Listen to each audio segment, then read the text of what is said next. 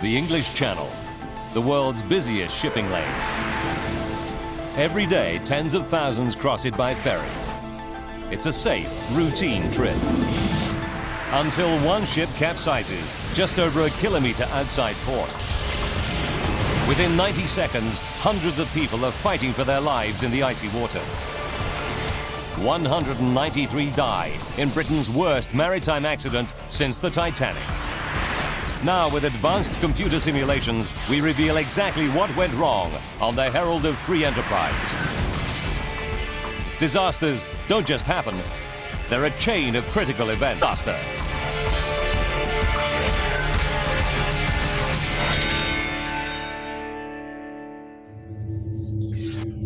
Europe, Belgium, Zeebrugge.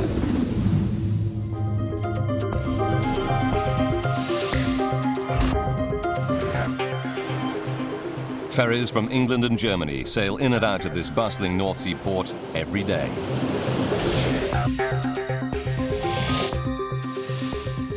March 6th, 1987, a chilly winter's day. The Herald of Free Enterprise, an 8,000-ton car and passenger ferry owned by the European shipping company Townsend Torrison, arrives from Dover. She's made the 4.5-hour journey across the English Channel safely thousands of times. The Herald is on a tight schedule. She must complete 4 crossings every day. And between each trip, her crew must offload passengers and vehicles, clean the ship, and then reload for the next trip, all in the space of 90 minutes. Today, the Herald is just barely staying on schedule. 4 p.m.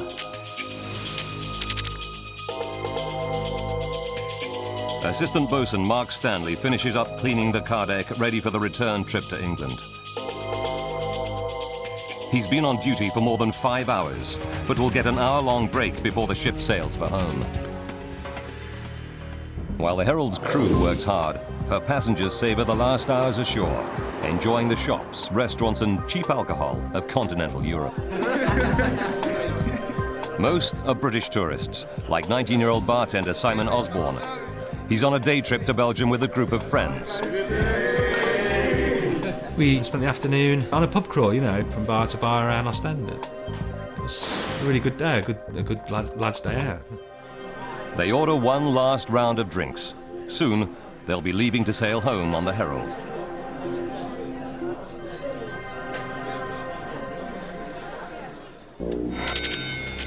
"4:30 p.m. Assistant bosun Mark Stanley completes his duties and heads to a crew cabin for his break. He won't be needed on the car deck again until just before the ship sails at 6 p.m. On the bridge, the Herald's captain, David Lurie, who has 10 years' experience commanding ships. He double-checks his route home across the channel. It'll be his second crossing of the day. By 5 p.m., cars and trucks are starting to roll onto the Herald's lower car deck through her giant bow doors. A cut-price ticket deal means the ship will be at capacity tonight, and the crew have just 1 hour to complete loading. Once the lower deck is full, the crew must load the upper car deck.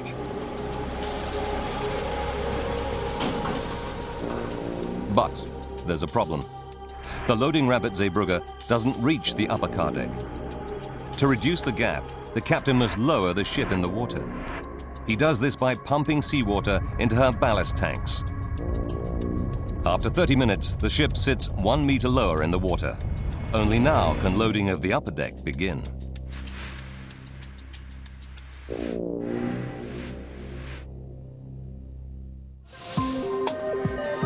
The cheap ticket deal means the ship is packed with passengers too.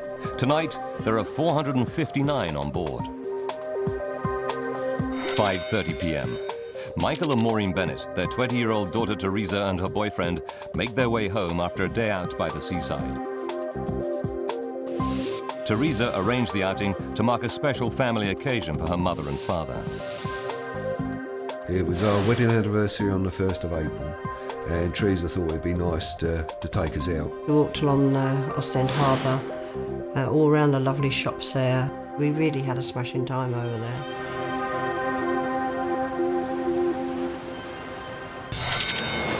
"5:45 p.m. 15 minutes to departure.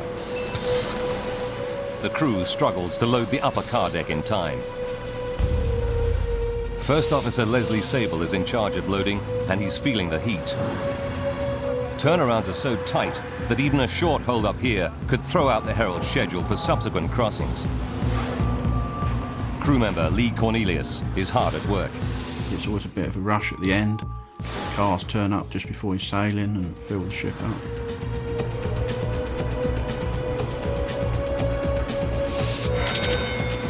"5:57.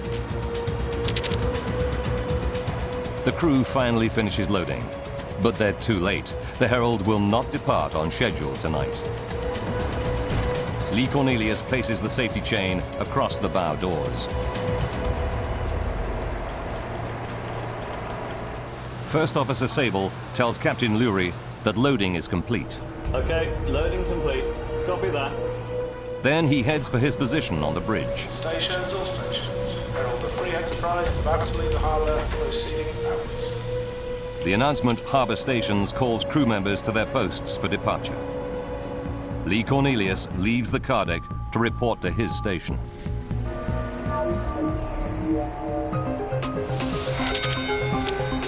"6:05 p.m. Captain Lurie starts up the ship's three 9,000 horsepower engines. They're 5 minutes late. But weather reports say the channel is calm with only a light wind. He might be able to make up the time on the crossing. Michael and Maureen Bennett go to the restaurant on sea deck to grab a bite to eat. Spirits are high among the homeward-bound passengers. It was a happy atmosphere on board. It was, everybody had enjoyed themselves. Their daughter Teresa and her boyfriend are also on sea deck, relaxing in the lounge area. We got a drink.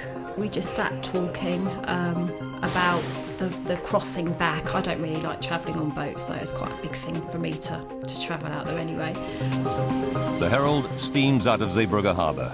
She's now heading out into the icy waters of the North Sea. 19-year-old Simon Osborne leaves his friends in the cafeteria. He goes to the perfume counter on sea deck to buy a gift for his girlfriend. 6:24 p.m.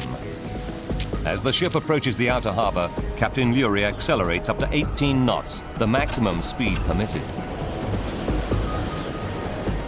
There's a party atmosphere among the homeward-bound passengers. Then, out of the blue, the ship lurches violently, throwing Simon Osborne off balance. Very suddenly there was a jolt, and the woman turned round and kind of stared at me and started screaming.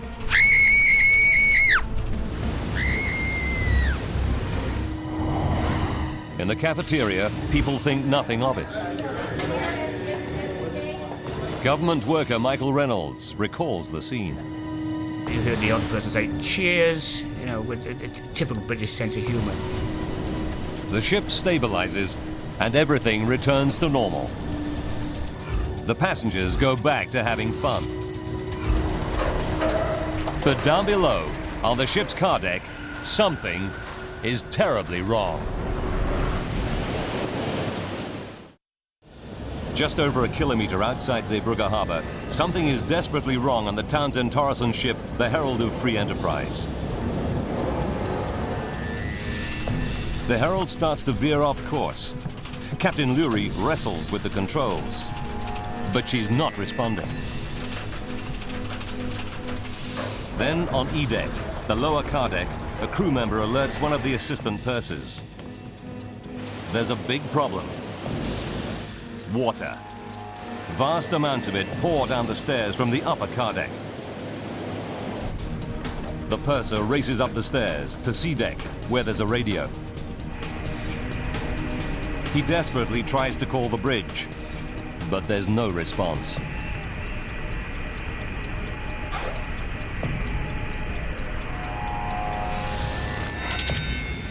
"6:28 p.m. Now, a massive jolt. This time the ship tilts a full 30 degrees to the left. Before Captain Leary can issue a mayday call, the tilting ship throws him to the floor. The fall knocks him unconscious. As the ship tilts, English couple Michael and Maureen Bennett struggle to hold onto their table in the cafeteria.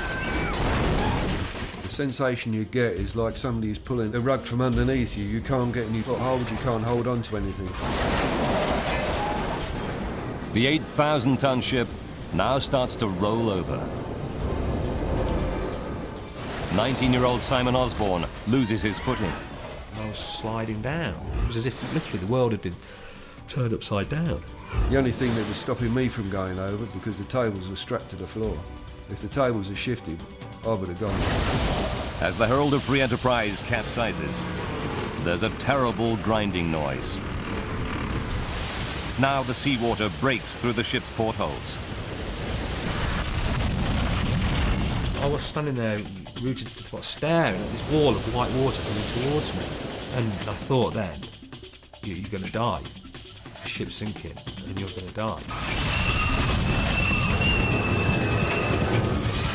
Thousands of tons of water gush into the ship under huge pressure. It's just like having a fire hose fitted on you, really. It just pushed you back up the boat.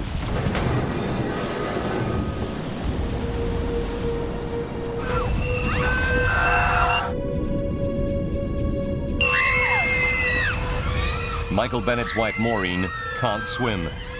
He's desperately trying to keep her head above water. But the rushing torrent makes it harder and harder for Michael to keep his grip. I really, really panicked. I just panicked. I knew I was going to die. I had Maureen, my hand on her bra and her clothes, holding on tight to her. And that's the only way I could keep hold of her until that water had settled down. Otherwise, she would have been gone. The ferry's entire left side sinks into the North Sea, leaving only its right flank visible above the water. In a stroke of luck, the ship comes to rest on a sandbank.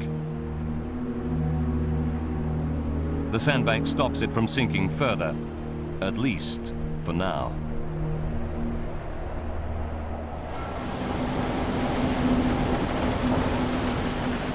At the edge of the harbour, the Belgian vessel Sanderus dredges the shipping channel. She's about 1 kilometre from the Herald. Her crew sees the bright lights of the Herald flicker and then go out.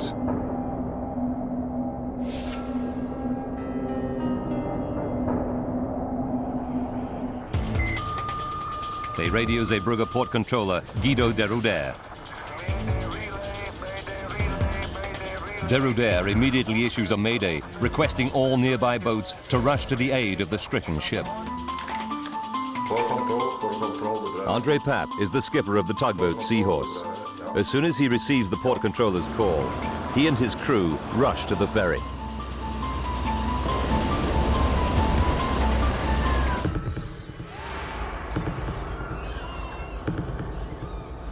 Inside the flooded Herald, more than 500 passengers and crew fight for survival. A dazed Michael Bennett struggles to keep his wife Maureen afloat in the freezing water.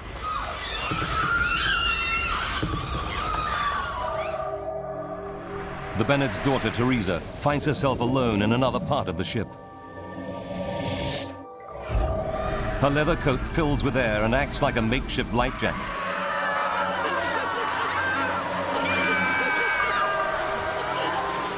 But now, people struggling in the water below her try to grab her to stay afloat. You could feel people holding onto your coat, holding onto your trousers, and literally trying to climb over you. One of the worst things is you've got someone holding onto you and then all of a sudden it's gone.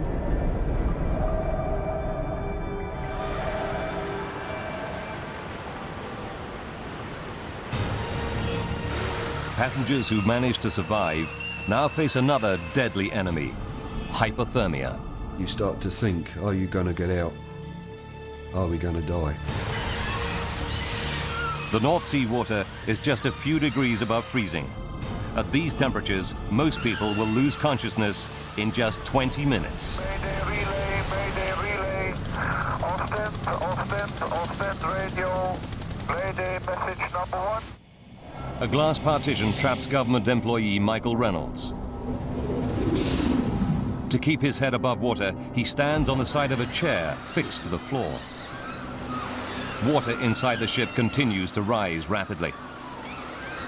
There was no more than 18 inches of air.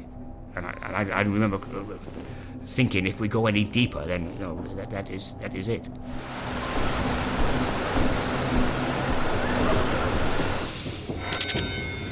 "6:40 p.m. 12 minutes since the Herald keeled over. The rescue tugboat Seahorse nears the 8,000-ton ship. The tugboat crew break windows to get to the panicking passengers trapped below. 6:43, 15 minutes since the capsize. The water levels finally stabilize. Teresa Bennett has no idea where her parents and boyfriend are. She shivers. The water is just 3 degrees Celsius. The water was very, very cold indeed. Your body just shuts down. If Teresa isn't rescued in the next 5 minutes, she risks losing consciousness. Drowning would then be inevitable.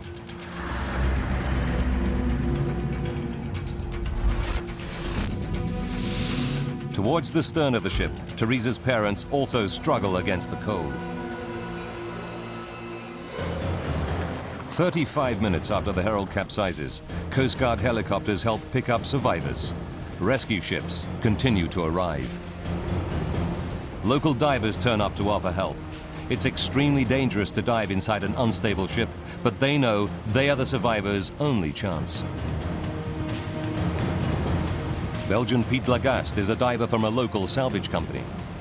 He makes his way through floating bodies and debris, calling out to people in the darkened ship.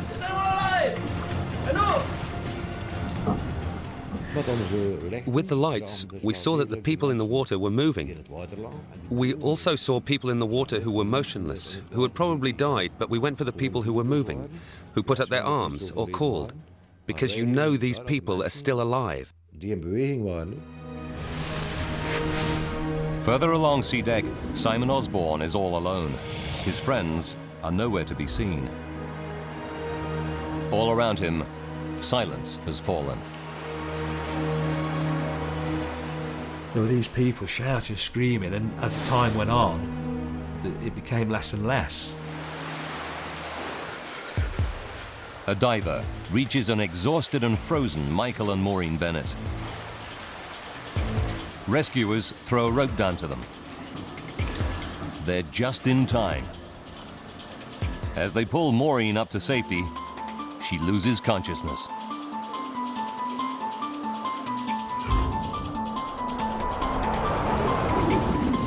Michael Reynolds is trapped behind a glass partition. He hears rescuers in the distance, but they can't see him.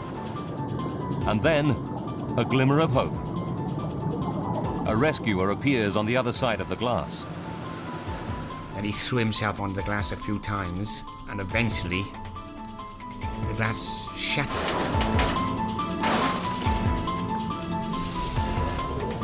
Now an exhausted Simon Osborne hears glass breaking. Realizing rescuers may be close, he swims towards the noise. Then one of the divers spots him.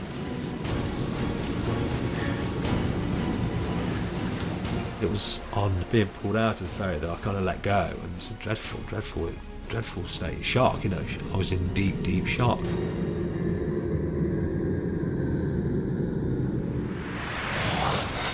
"9 p.m. It's 2.5 hours since the Herald capsized. Divers are still finding survivors.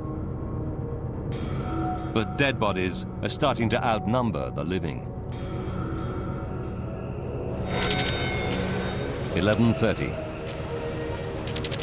Diver Pete Lagaste has now been on the Herald of Free Enterprise for 4.5 hours. He's losing all hope of finding any more survivors.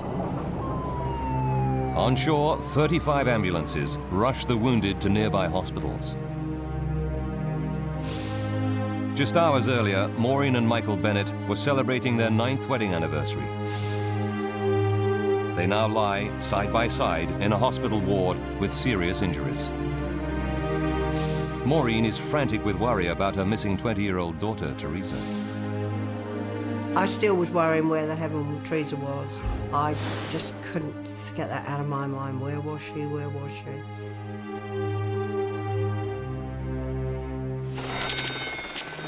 "2:45 a.m. More than 8 hours since the capsize. Now the tide starts to rise rapidly. It creates dangerous currents inside the ship. Rescuers must suspend diving until dawn and the ebb tide. Any hope of finding any more survivors disappears. Many friends and families separated during the capsize learned their loved ones did not survive. Others face an agonizing wait for news. It's been 8 hours since the capsize, and Maureen has no idea if her missing daughter Teresa has survived. She repeatedly asks hospital staff and reporters if there's any word. Then the hospital chaplain arrives with news. I've good news. I've just heard that she's alive. She's well. Mike, she's alive. She's alive. Teresa is. Teresa. Thank God. Oh, I was so pleased. I cried, and we were so pleased. Against all the odds, Teresa survived for an hour in the freezing water. She has serious injuries, but makes a full recovery. Her boyfriend, Mark, was also rescued in time. News of the disaster flashes around the globe. Drama at sea. A massive rescue effort is underway tonight off the coast of Belgium as hundreds of passengers aboard a capsized ferry boat are missing in frigid waters of the English Channel. The scale of the disaster shocks the world. Early reports put the death toll at 150, making it the worst peacetime British maritime accident since the sinking of the Titanic in 1912.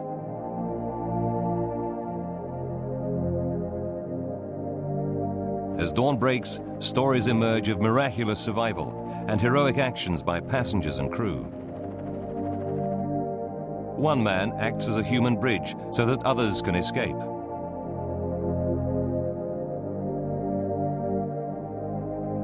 A truck driver rescues a 5-year-old girl whose whole family are lost.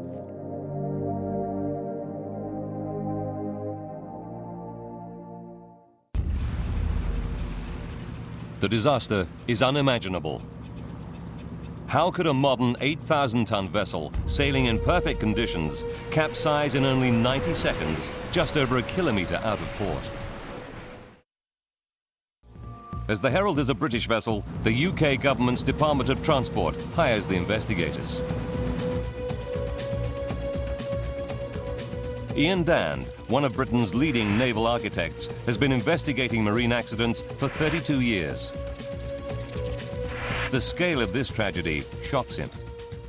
I think this was one of the worst disasters that I've ever had anything to deal with, because there were people who had walked on board that ferry, and within 20 minutes of the ferry leaving port, they were fighting for their lives. Dan must find out exactly what happened on the night of March 6th to ensure that such a catastrophe never happens again.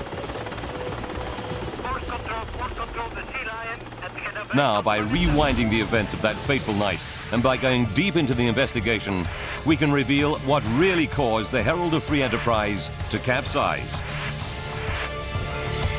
Advanced computer simulation will take us where no camera can go, into the heart of the disaster zone. The day after the tragedy, investigators take a boat out to the capsized Herald. It's a shocking sight. The ship appears to be intact. On the ship's visible side, they see no immediate sign of collision or damage. But what they see at the Herald's bow astounds them. The huge bow doors that allow vehicles on and off the ferry are wide open. It's clear to the investigators that water must have poured through these gaping doors. The media dubbed the open bow doors the doors of death. Ian Dad's team need to find out why the doors are open. We thought at the time that perhaps she might have hit something which would have caused it to capsize, or she could possibly have got very close to one bank or other of the approach channel to Zeebrugge. The team know that the Herald came to rest on a sandbar about 1 kilometre from the harbour entrance. There are several of these underwater obstructions just outside Zeebrugge. To avoid them, ships follow a marked channel 900 metres wide that port authorities keep clear by constant dredging. So did the Herald collide with the sandbar, causing fatal damage to her bow doors? Investigators discover that the Zeebrugge Port Authority routinely tracks all ferries by radar up to about 3 kilometres from the harbour. It shows the Herald going off course in her final moments, but the radar data reveals that she doesn't hit the sandbar. In fact, as she capsizes, she settles onto it. The ship veers off course because she was already in trouble.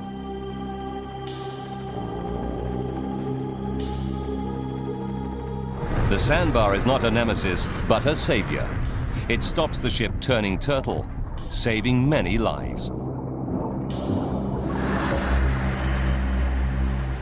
Investigators realize the theory that the bow doors were damaged by a collision is a dead end.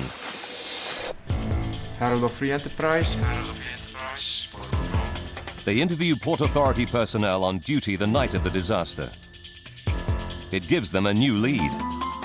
Port Controller Guido de Ruder relates a strange report he received from the captain of the dredger Sanderos 20 minutes after the Herald left port. He told me that he could see lights, and he thought that the bow doors were still open, that he could see cars and trucks through the bow doors. It's staggering news. It appears to investigators that the Herald actually left port and set out to sea without closing her bow doors. How could this happen? To find out, they questioned surviving crew members who worked on the car deck that night.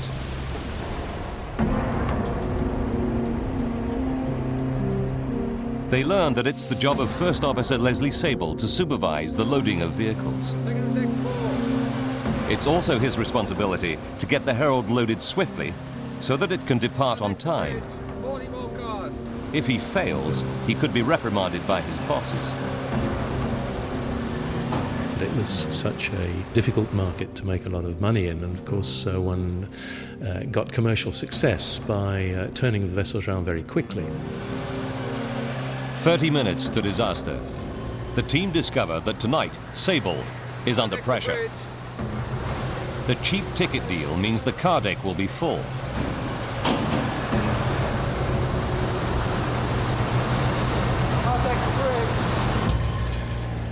As the last car rolls onto the ship, the call is announced for harbour stations. Stations, all stations. Herald of Free Enterprise, about to leave the harbour, proceeding outwards. This is the signal for crew to go to their positions for departure. Lee Cornelius's final duty on the car deck is to put a safety chain across the bow doors. First Officer Leslie Sable hurries to the bridge. They're now 5 minutes behind schedule. He is the last to leave the lower deck.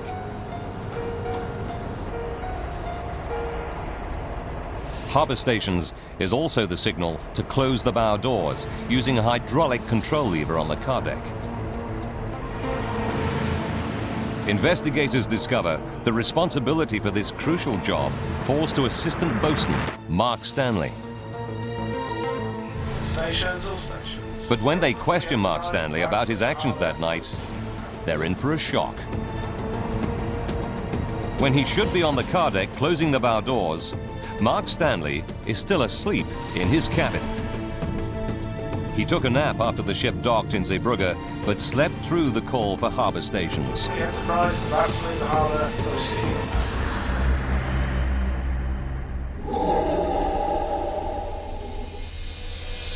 But the investigators are puzzled. Why does no other crew member notice that the bow doors are wide open and raise the alarm? They learn that who closes the doors and when is a hit-and-miss affair, as crew member Lee Cornelius recalls. Sometimes when we left and completed loading, one of the guys on the main deck would shut the bow doors. But that night we didn't. We just left them open and expected Mark to come and shut them when we'd finished. The bow doors are left open because the assistant bosun is asleep, and on this night, no one else does the job for him. The investigators find that there is no fail-safe system for closing the bow doors. Although it's Mark Stanley's job to shut them, it should be double-checked by First Officer Leslie Sable. But in the race to stay on schedule, it was normal practice for the first officer to leave the car deck before the doors were closed. The officer who was to have done this checking had to also at that time be on the bridge, so he had to be in two places at once, which of course was impossible. Dan and his team discover another major flaw in the system. The captain cannot easily see the bow doors from the bridge. So unless a crew member tells him otherwise, he automatically assumes they are closed.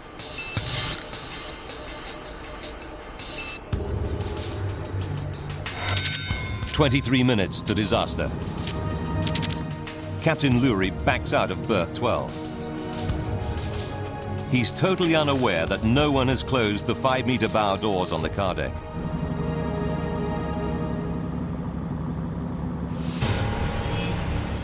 It's clear to investigators that a combination of human error and poor systems causes the Herald to sail with her bow doors open. But this shocking discovery still doesn't solve the mystery of the Herald's capsize. One of the big puzzles was how so much water could get onto the vehicle deck when it was 10, 11 feet above the calm sea level.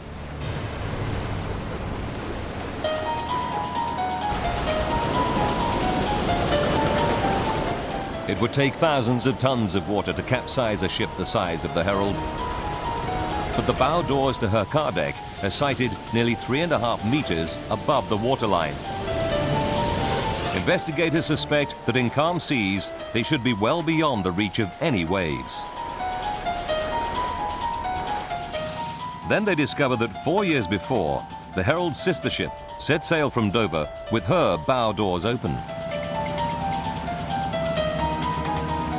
And yet she survived without incident. It confirms their suspicions. Even with her doors open, the Herald should have made it safely across the channel. So why didn't she?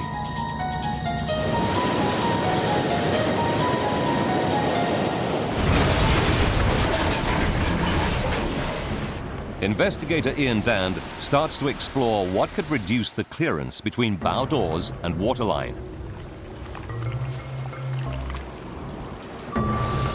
He discovers that the short loading ramp at Zeebrugge causes a problem. It's not long enough to reach the Herald's upper car deck. So Captain Lurie must fill a ballast tank in the bow with seawater to lower the Herald to the right level.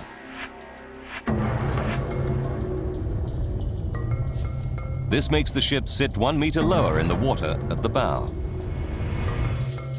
The operation reduces the clearance between bow doors and waterline to 2.5 meters. Zeebrugge harbour is relatively shallow, just 15.5 meters deep. Dand has a hunch that this plays a role.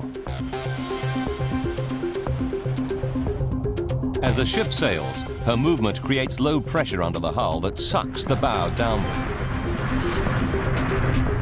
In deep water, the effect is small, but when Dand runs tests, he discovers the effect is much greater in shallow water. As the water is forced through the narrow gap between ship and seabed, it rushes out from under the hull faster. This surge of water creates an area of low pressure under the ship, dragging it down even further. As the Herald sails on March 6th, the clearance between her open bow doors and the waterline is just 1.5 meters. Sailing in this condition would be risky, but investigators are not convinced it would be enough to cause the capsize. So how did so much water get onto the Herald's car deck? There's only one way for them to find out. Berth 12, Zeebrugge Harbour, May 10th, 1987. 9 weeks after the loss of the Herald, Ian Dand begins a crucial experiment aboard her sister ship, the Pride of Free Enterprise. He is set to restage the Herald's final, fateful journey. The Pride is identical to the Herald. She's weighted with the same amount of ballast. The weather and tidal conditions are the same. The Pride maneuvers through Zeebrugge Harbour at a normal departure speed of 10 to 15 knots. Her bow doors stand 1.5 meters clear of the waterline, just like the Herald. As she sails, she creates a wave at the bow, but it breaks well below the bow doors. Next, Dan wants to see how high the bow wave gets as the ship accelerates. A bank of video cameras capture the wave from every angle.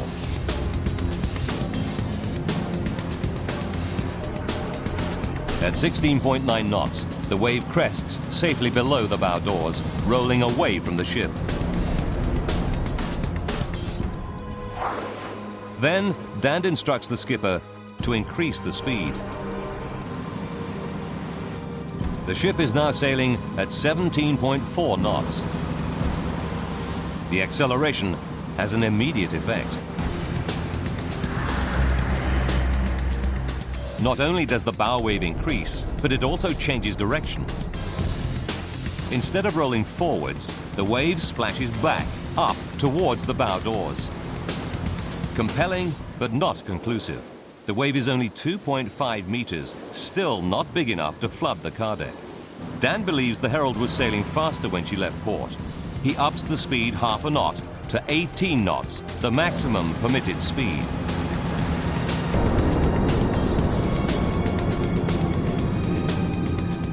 Suddenly, the wave balloons wildly.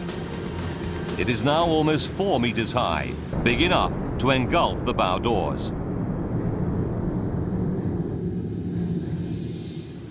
On the Herald, water would be cascading straight onto the car deck.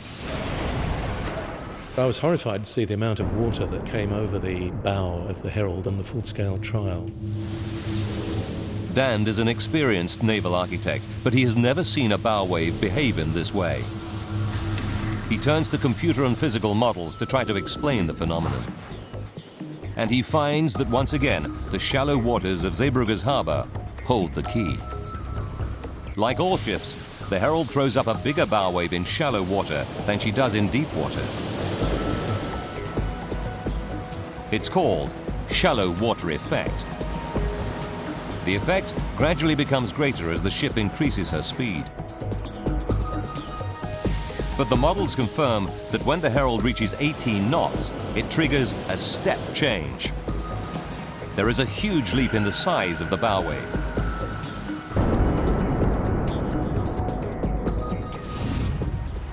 Just half a knot of extra speed, combined with Zeebrugge's shallow harbour, makes the critical difference. Of course, one of the big tragedies of the Herald is had it not been in that comparatively shallow water coming out of Zeebrugge, it might have got away with having the bow doors open for quite a long period of time, and people might have spotted that they were open and closed them.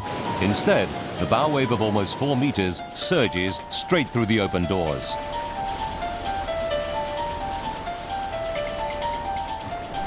Dan calculates that 2,000 tons of water flood onto the Herald's car deck in about 30 seconds. Even this much water shouldn't sink such a large ship. What is the fatal weakness in the Herald's design that makes her capsize in just 90 seconds?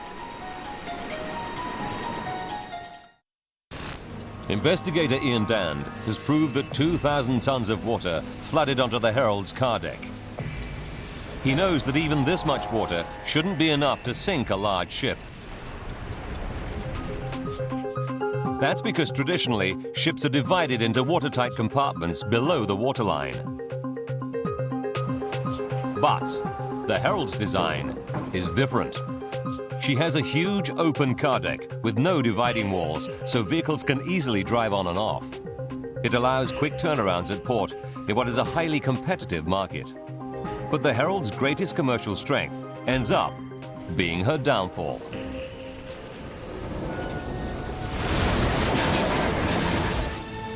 Investigators calculate that with 2,000 tons of water rushing around her car deck, the Herald would become unstable very quickly.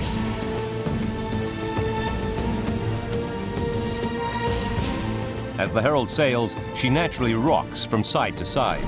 The water surges to the lowest point, making the ship tilt. At first, the ship's huge buoyancy allows her to recover. Water is rather an unstable entity and would rush to one side or the other of the vehicle deck, acting like a sort of pendulum, if you like. With each swing, the water surges more violently, causing the ship to tilt more steeply.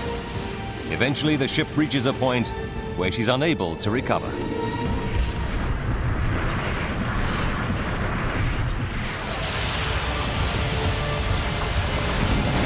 For Ian Dand and his team, it's the final, crucial piece of evidence.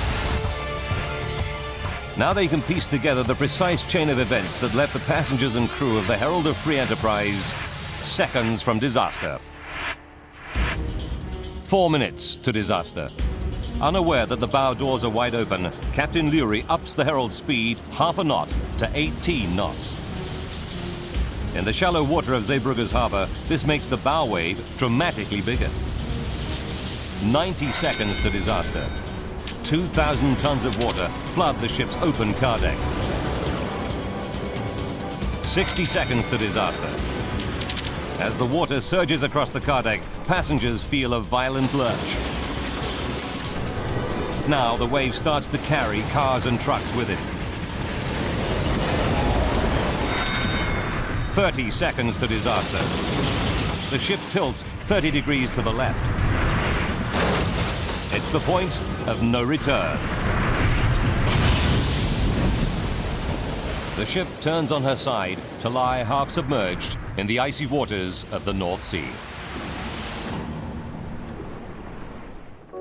7 weeks after the tragedy, salvage tugs tow the Herald to port. The final death toll is 193, including 38 crew members. The investigators' final report finds that the Herald's loss is largely down to human error. Captain David Lurie is suspended for a year. First Officer Leslie Sable for 2 years. And the man who failed to close the bow doors, Assistant Boatswain Mark Stanley, is found seriously negligent but escapes further punishment. The report finds that ultimately, poor management by the Herald's owner Townsend Torreson is to blame. The British Department of Transport hits the company with a £400,000 fine. For survivors like Simon Osborne, the night on the Herald of Free Enterprise still casts a long shadow. The worst aspect of the whole thing was losing my 2 friends. You don't expect to lose 2 close friends at that age.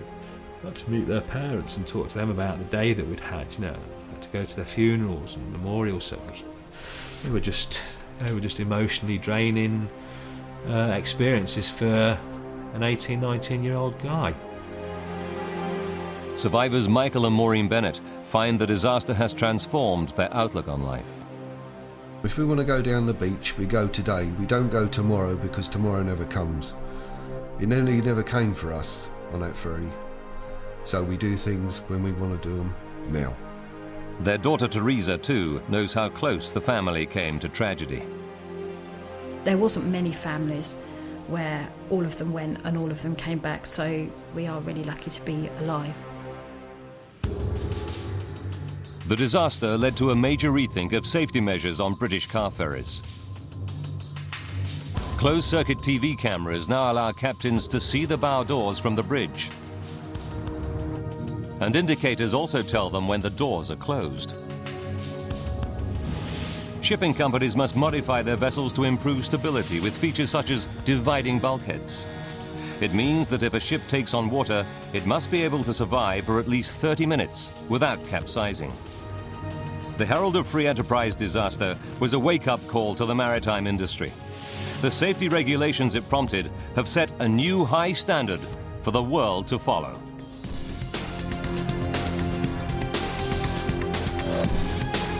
Seconds from Disaster returns at the same time tomorrow.